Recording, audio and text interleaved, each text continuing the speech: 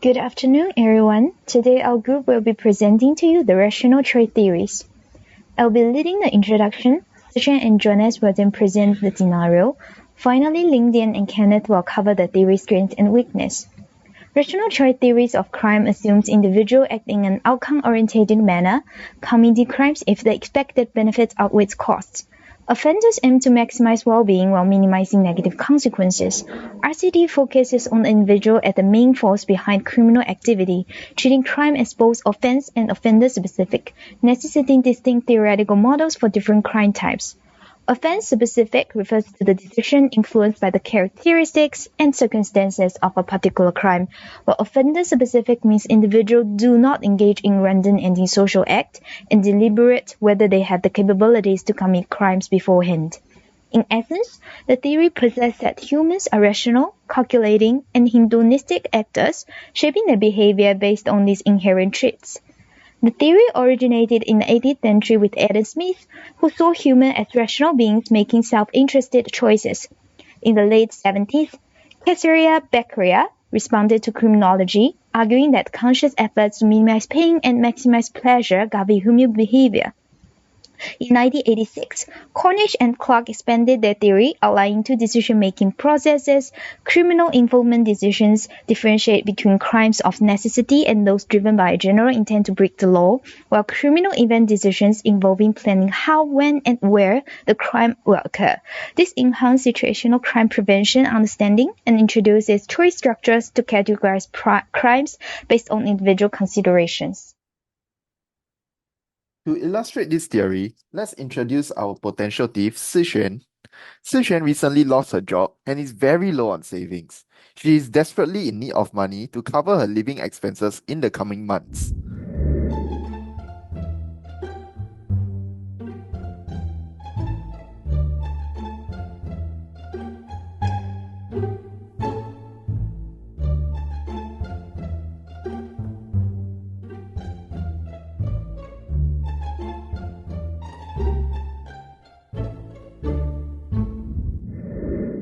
In this scenario, Sixuan spots a potential victim sleeping on the table with a brand new iPhone.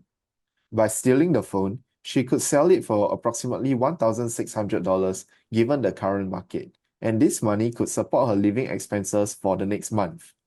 Passing up this opportunity would mean that her huge financial struggle will continue. According to the rational choice theory, Sixuan will weigh these benefits of stealing the phone against the cost of doing so.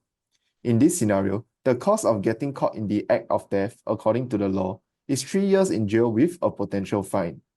This would be a much larger consequence compared to Sixuan's current financial predicament.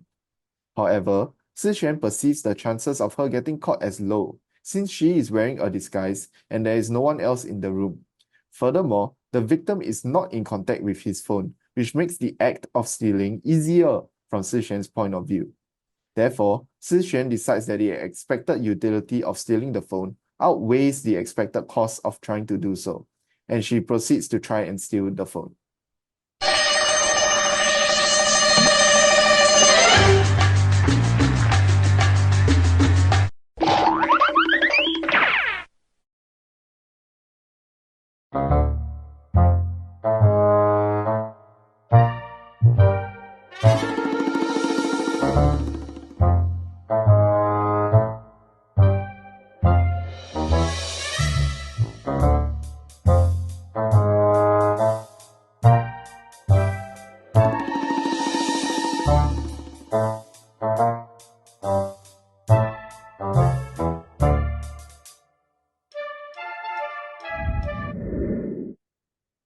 In this scenario, the expected utility and legal consequences of stealing a phone remain the same.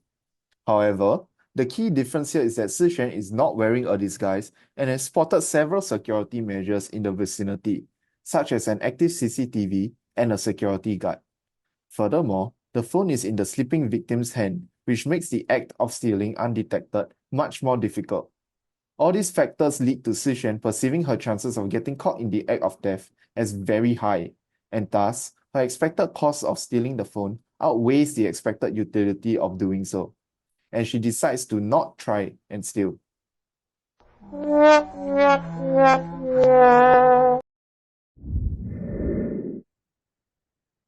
Moving on to theory strengths.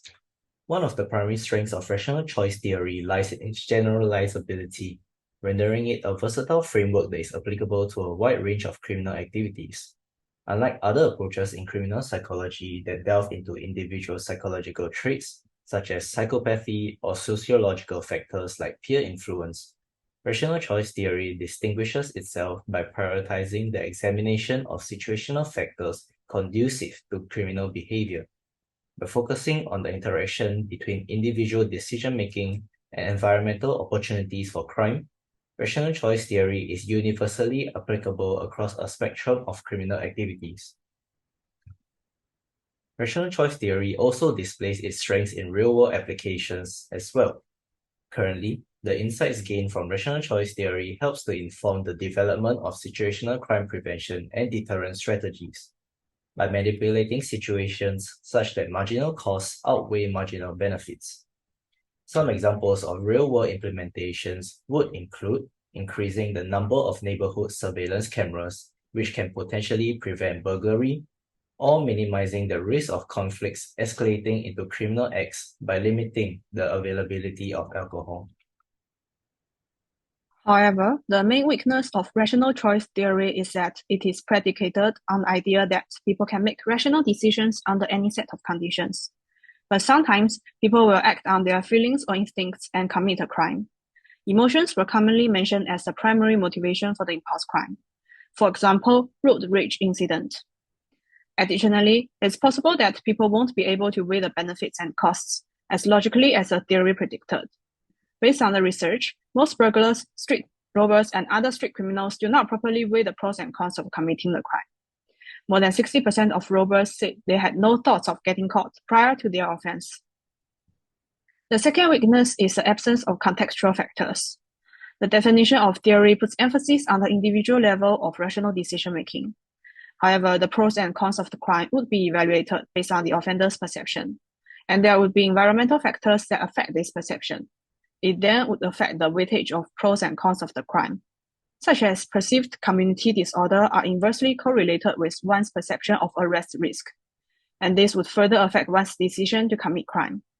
The theory does not situate individuals within broader community social structures. In conclusion, rational choice theory posits that actors commit crimes by rational weighing of utility and costs. It's broadly applicable, yet flawed by the assumption and neglecting context. That's all for our presentation. Thank you.